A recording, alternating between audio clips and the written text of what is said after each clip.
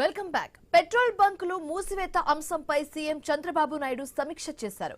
Petrol diesel కొరతపై అధికారులతో teleconference నిర్వహించారు. ప్రజలు ఇబ్బందులు పడకుండా చర్యలు తీసుకోవాలని సీఎం ఆదేశించారు. రాష్ట్రంలో 4510 బంక్స్ ఉన్నాయని అధికారులు వివరించారు. ప్రస్తుతం 421 బంకులు మూతపడ్డాయని తెలిపారు.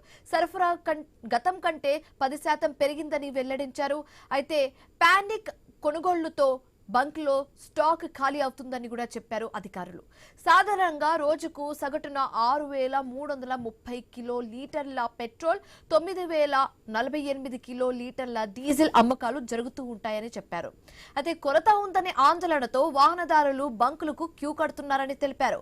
నిన్న 10,345 కిలోలీటర్ల పెట్రోల్, అలాగే 14,156 కిలోలీటర్ల డీజిల్ అమ్మకాలు జరిగాయని చెప్పారు.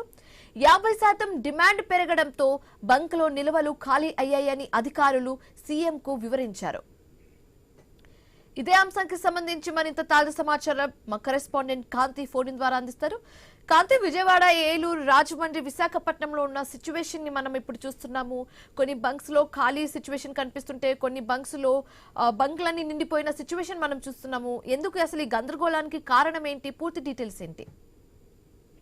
శివాని, పెట్రోల్ డీజిల్ కొరతతోటి బంకులకు వెళ్తున్నటువంటి వాహనదారులతోటి పెట్రోల్ బంకులన్నీ కూడా కిటకిటలాడుతున్న పరిస్థితి కొనసాగుతుంది.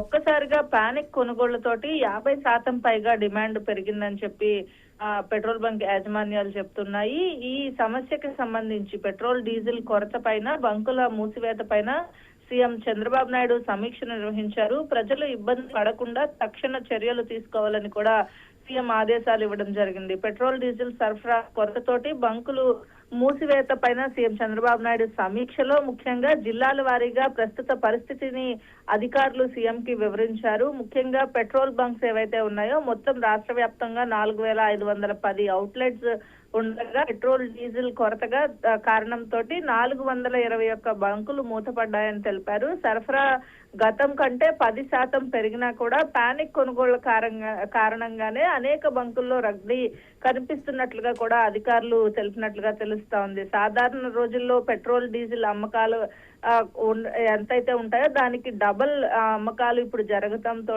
కొరత ఉందనే ఆందోళనతోనే భారీగా ఈ కొనుగోళ్లు పెరిగాయని కూడా అధికారులు చెప్పడం జరిగింది. ఒక్కసారిగా 50% అమ్మకాలు పెరగడంతోనే బంకుల్లో ఉన్నటువంటి నిల్వలు అయిపోవడం కారణంగానే బంకులు మూసివేయాల్సిన పరిస్థితి వస్తోంది. ఖచ్చితంగా ఎక్కడా ఇబ్బంది లేదు.